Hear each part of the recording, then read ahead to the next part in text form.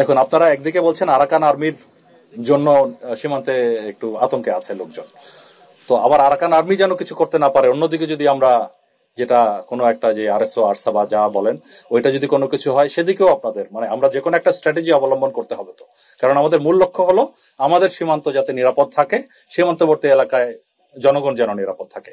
তো সেটা করার জন্য আমরা একটা স্ট্র্যাটেজি ফলো করছি। তো আমার আমি বলতে চাই যে সীমান্ত, এই মায়ানমার সীমান্ত কেউ যদি অবৈধভাবে অনুপ্রবেশ না করে মায়ানমারের অভ্যন্তরে, নার্কোটিক্স বলেন, ইয়াবা বলেন বা অন্যান্য যে কারণে হোক, যদি ক্রস না করে তার নিরাপত্তার কোনো ঝুঁকি নাই। নিরাপত্তার যদি কোনো ঝুঁকি থাকে সেটা সেই নিরাপত্তা দেওয়ার জন্য আমরা বিজিবি তৈরি আছি এবং বিজিবি আমরা we are well equipped for that. So এই বিষয়টা থাকবে। আর স্ট্র্যাটেজি, এটা আমাদের মাননীয় উপদেষ্টা মহোদয় যেটা বললেন, ডক্টর খলিলুর রহমান সহ আমরা বিভিন্ন কনসার্ন এজেন্সি সহ আমরা বিজিবি সহ আমরা চেষ্টা করে যাচ্ছি, একটা স্ট্র্যাটেজি আছে। তবে এটার সম্বন্ধে বিস্তারিত এখনই আমি সম্মুখে বলতে চাই না, সঙ্গত কারণেই। আমরা আশা করছি যে সে বিষয়ে একটা সফলতা আমরা অদূর ভবিষ্যতে পাবো ইনশাল্লাহ।